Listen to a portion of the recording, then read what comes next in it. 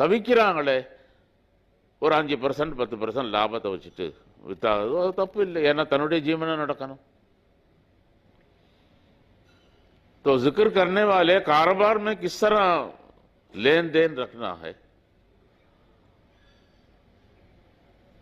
नबी सल्लल्लाहु अलैहि वसल्लम बाजार में आए, गंदम बेचने वाले को जो बोरे को ऊपर देखे वो सूखा गंदम था, नीचे हाथ डाल के देखे गीला था।